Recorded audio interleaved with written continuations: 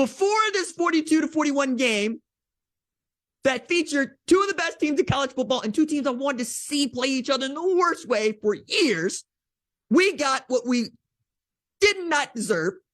I take that back. I deserved it. You deserved it. We deserved it. Okay.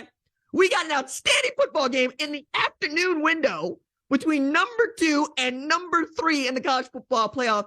And frankly, a game that myself and others thought would be lopsided. Okay. But number 3, Texas Christian, stunned number 2, Michigan in the Fiesta Bowl, 51-45. Have a day, Horned Frogs. My goodness. Private Christian school in Texas, absolutely beaten down Michigan. And I say beaten down because you've seen the scoreboard. Everybody's seen the scoreboard. Michigan ain't allowed anybody to put up more than 27 in game. And then you got Texas Christian putting 51 up on your skull. All right, we're going to talk a little bit more about that. But look, the point needs to be made here. Texas Christian is the underdog of underdogs in the college football playoff. All right. It's not just that they are, not one of the 4 teams that you expect to be in a college football playoff setting, say when you make your preseason. It's also that the dude that ended up being the number 2, the number 2 on the depth chart was also the Heisman runner-up, right? That's Max Duggan. If Chandler Morris does not go down against Colorado, we don't see Max Duggan. That's number 1. Number 2 is they were picked 7th in their own damn conference, okay? Nobody expected TCU to be any good, and yet they show up to the Big 12 championship, and they play in such a way that you put them in the college football playoff. Don't know the last time that I've been able to say that about any Big 12 team is that off a loss, you can put them in the college football playoff, but they're there. Now they drew what we thought was the worst of the 3 teams for them to play in a Michigan team that is the polar opposite of what they do. And not just that, Michigan has kind of lived on this philosophy of we want heart over stars. Okay, when you're comparing yourself to Ohio State and Georgia, sure. Number 2 and number 3 in the talent composite, whereas Michigan is number 15. And then there's little old Texas Christians who's at number 32. Okay, it's not in the same hemisphere as one Michigan or even Ohio State and Georgia. You're also talking about 42 players on that Michigan roster who have experience in the college football playoff because they played in it last year. You've got exactly 1 on that TCU team, and that's Marcel Brooks, who was on that 2019 LSU team that won a national championship and transferred to Texas Christian when Gary Patterson was still a head coach. Okay, 42-1. And then again, just the sheer number of stars and stars having to matter or seeming as if they do matter to folks like me. We're going to get that challenge here. And that's going to be a big talking point as we go through the next 9 days of what is going to be Texas Christian versus Georgia for the national championship. Texas Christian led this game 21-3 at half. Nobody expected that. But I'll be the first one to add, Michigan has made its money in the second half. They adjust and they play great football. That has been their modus operandi. But so has Texas Christian. They have played some of their best football in the second half. As a matter of fact, we make jokes about how Texas Christian is just trying to make this into a ball game. They want to put this difficulty on Madden every single time they play. You don't have to do that, but they do it. They're down to Texas Tech. They come back. They beat them. They're down to Baylor. They run fire drill and make a field goal. My goodness. In the third quarter against Michigan, we're talking about 44 total points being scored, guys. What? Come on now. And you're also talking about this from the standpoint of what I think is Max Duggan versus J.J. McCarthy, when really it was the defenses versus the defenses. And I'll get into that just a little bit more. But as the game was winding down, we saw really some questionable decisions, or should we say lack of decisions by Jim Harbaugh, as it felt like if you were playing to get the ball back, you should have started to use your timeouts on second down at a minimum, if not on first down when Texas Christian has the ball with just a few minutes left to play. And there was that real controversial non-call on the last play. Was it targeting? Was it targeting? Wasn't it targeting? I think that it was ridiculous to throw that flag at that point because the game's over. We all know it. You know it. You're only going to keep a dude out of playing in the first half of the biggest game of his life if you do it. And then you picked up the flag. So you wasted everybody's time in the first place. Now, I understand Michigan's being upset about that non-call, but I mean, you got to take advantage of your opportunities when you have them.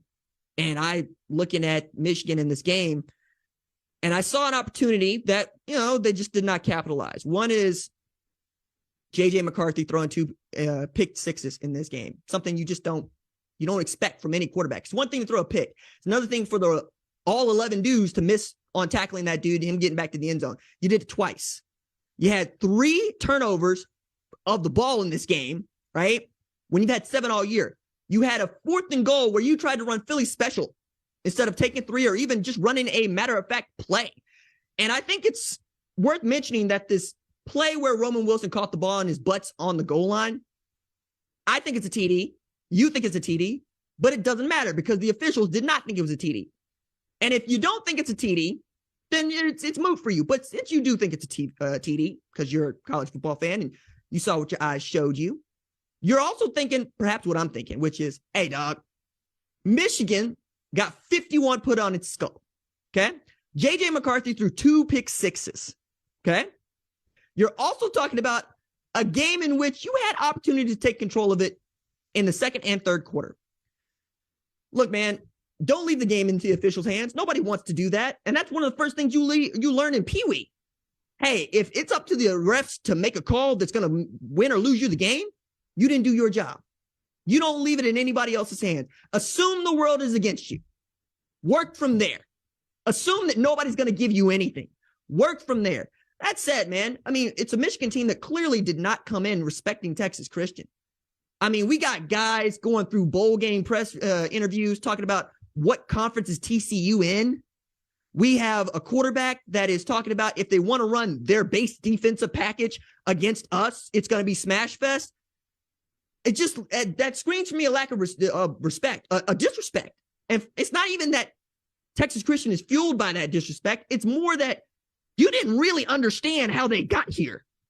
And I had said it going into this game. If Joe Gillespie can pull out the kind of defensive performance they had against Texas, and granted, Michigan is not Texas, but if they could do it, they got a shot. And that's what they did. They don't blitz a lot because they fill very well. They play man on the outside very well. D. Winters having one hell of a game. Okay? For whatever reason, they did not believe that TCU was going to come down here looking to win the football game. In that way, I don't think they're any dissimilar from South Carolina and Tennessee, or from South Carolina and Clemson. And I can go on, right?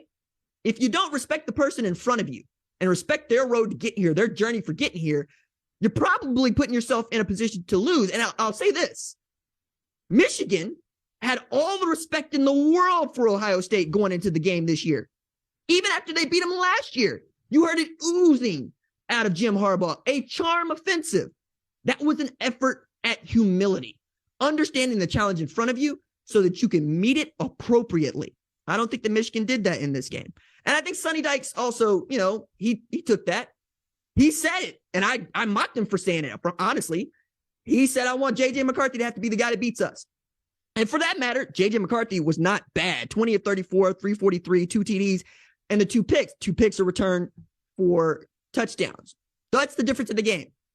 If he does not throw those 2 interceptions that return for touchdowns, we're talking about a whole different ball game for Michigan here. Okay? But still, Jesse mentioned that defense got exposed in a way that haven't been exposed before. Quentin Johnston going to work on them. Darius Davis going to work on them.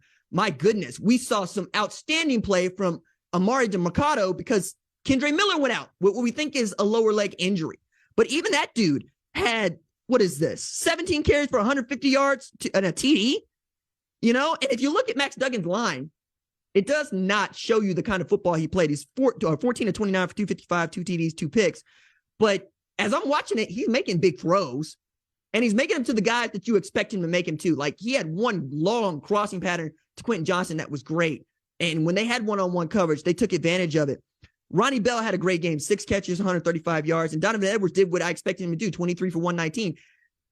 It wasn't lost by the skill players, right? It was lost in preparation. Joe Gillespie identified some ways in which his scheme could take advantage of what Michigan likes to do, and then put J.J. McCarthy in a bind.